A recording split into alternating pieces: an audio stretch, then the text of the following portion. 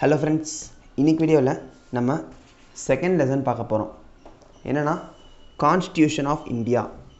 Constitution எல்லாருக்குமே தெரிஞ்ச ஒரு டேர்ம். 11th 12th நம்ம எதில படிச்சிருக்கோம்? சிவிக்ஸ் அப்படிங்கற ஒரு சப்ஜெக்ட்ல நம்ம படிச்சிருப்போம். நம்ம இந்தியால லா அப்படினு ஒரு ஃப்ரேம் ஆகுதுனாலே அதுக்கு முழு காரணம் என்ன? Constitution of India. எல்லா லாமே வந்து கான்ஸ்டிடியூஷன்ல இருந்து தான் உருவானது. நம்ம கான்ஸ்டிடியூஷன் ஆஃப் இந்தியா ஃபார்ம் ஆன இயர் என்ன?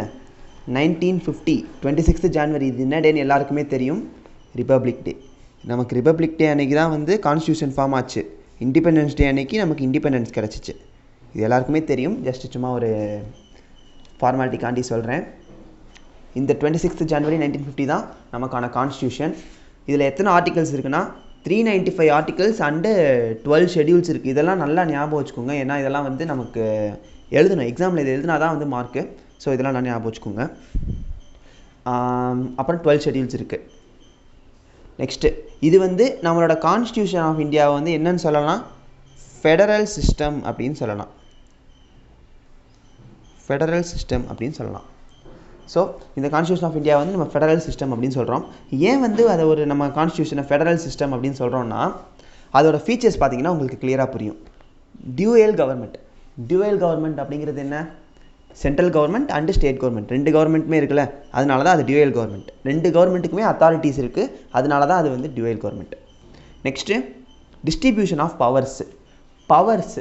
அந்த பவர்ஸ் இருக்குல்ல, சென்ட்ரல் கவர்மெண்ட்டுக்கான பவர், ஸ்டேட் கவர்மெண்ட்டுக்கான பவரை வந்து நம்ம வந்து ஸ்டேட் அண்ட் சென்ட்ரலுக்கு வந்து அதுக்கு தகுந்த மாதிரி எந்தெந்த ஆக்டிவிட்டீஸ்க்கு சென்ட்ரலுக்கு கொடுக்கணும், எந்தெந்த ஆக்டிவிட்டீஸ்க்கு ஸ்டேட்டுக்கு கொடுக்கணும்னு சொல்லி நம்ம பிரித்து கொடுத்துட்றோம். அதனால தான் வந்து டிஸ்ட்ரிபியூஷன் ஆஃப் பவர்ஸும் வந்து நம்ம ஃபெடரல் சிஸ்டமில் இருக்குது. அடுத்து சுப்ரீமசி ஆஃப் கான்ஸ்டியூஷன் கொடுத்தாச்சு, டிஸ்ட்ரிபியூட் பண்ணியாச்சு பவர்ஸை.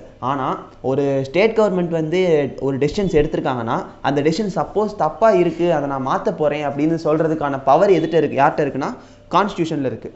சப்போஸ் ஒரு சென்ட்ரல் கவர்மெண்ட்டோ இல்லை ஸ்டேட் கவர்மெண்ட்டோ ஒரு தப்பான டெசிஷன் எடுத்துட்டாங்க அப்படின்னா அது வந்து கான்ஸ்டியூஷனுக்கு தெரிய வருதுன்னா சென்ட்ரல் கவர்மெண்ட்டோட அந்த பவரை வந்து ஸ்ட்ரைக் பண்ணி இவங்க வந்து ஒரு புது டெசிஷன், புது ரூல்ஸ் போடுறதுக்கு வந்து கான்ஸ்டியூஷனுக்கு பவர்ஸ் இருக்குது. அடுத்து இண்டிபெண்டன்ஸ் ஆஃப் ஜுடிஷியரினா என்னென்னு பார்த்தோம்? கோர்ட் வந்து இண்டிபெண்ட்டாக இயங்குறதுக்கு வந்து ஃபெடரல் சிஸ்டமில் வந்து பெர்மிஷன் இருக்குது. எந்த ஒரு விஷயத்தையும் வந்து பார்லிமெண்ட்டை கேட்டோ லெஜிஸ்லேட்டர்கிட்ட கேட்டோ தான் பண்ணணும்னு அவசியம் கிடையாது. ஒரு ஹை கோர்ட்டோ சுப்ரீம் கோர்ட்டோ சுயமாக வந்து ஓன் டெசிஷன்ஸ் எடுக்கிறதுக்கு இண்டிபெண்டன்ஸ் கொடுத்துருக்காங்க ஃபெடரல் சிஸ்டமில்.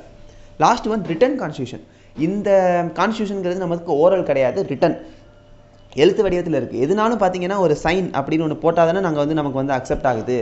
அதனால வந்து இந்த நம்ம கான்ஸ்டியூஷன் வந்து ரிட்டன் கான்ஸ்டியூஷன் தானே தவிர ஓரல் கான்ஸ்டியூஷன் கிடையாது. That's all. இதுதான் நமக்கு கான்ஸ்டியூஷன் ஆஃப் இந்தியாக்கான பேசிக்ஸ். இதில் வந்து நம்ம 395 ஆர்டிகல்ஸில் கொஞ்சம் ஒரு மினிமம் 20 to 30 ஆர்டிகல்ஸ் நம்ம இந்த லெசனில் கவர் பண்ண போகிறோம். ஸோ நெக்ஸ்ட் வீடியோவில் ஃபஸ்ட் ஆர்டிகல் 12 பார்க்கலாம். ஏதாச்சும் டவுட்ஸ்னால் கமெண்ட்ஸில் கேளுங்க. தேங்க்யூ.